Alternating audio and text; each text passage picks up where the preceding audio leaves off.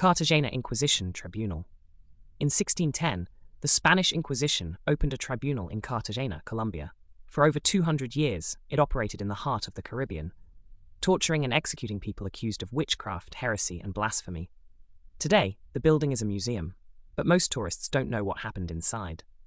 The Palace of the Inquisition in Cartagena is one of the best preserved Inquisition buildings in the Americas. It's a beautiful colonial structure with elegant balconies overlooking the plaza. Inside, it looks like a typical Spanish colonial mansion. But in the basement, there's something else. The torture chamber. The instruments are still there. The rack, the garrote, the potro, a wooden frame that dislocated shoulders and hips, and the records. Thousands of pages documenting who was accused, what they confessed to, and how they were punished. Here's what they don't tell you. The Cartagena Tribunal didn't just target Spanish colonists. It targeted enslaved Africans and indigenous people, especially women. African women who practiced traditional healing were accused of witchcraft. Indigenous women who used herbal medicine were accused of devil worship. Mixed-race women who didn't fit colonial social categories were accused of being too powerful. One of the most famous cases was Paula de Guiluz, an Afro-Cuban woman arrested in 1632. She was accused of leading a witchcraft cult that mixed African spiritual practices with Catholicism. Under torture, she confessed to flying, shape-shifting, and attending Sabbaths. She named dozens of other women.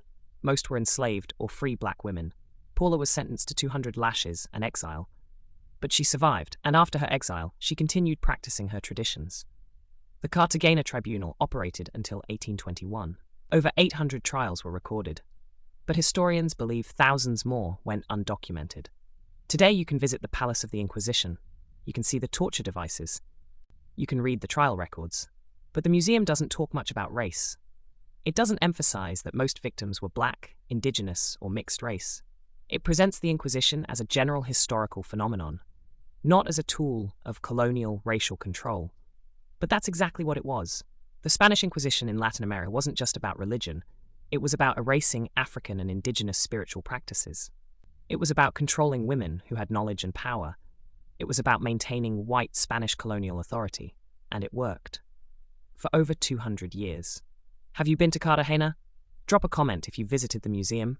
Follow, like, and share for more Latin American sites hiding dark colonial history.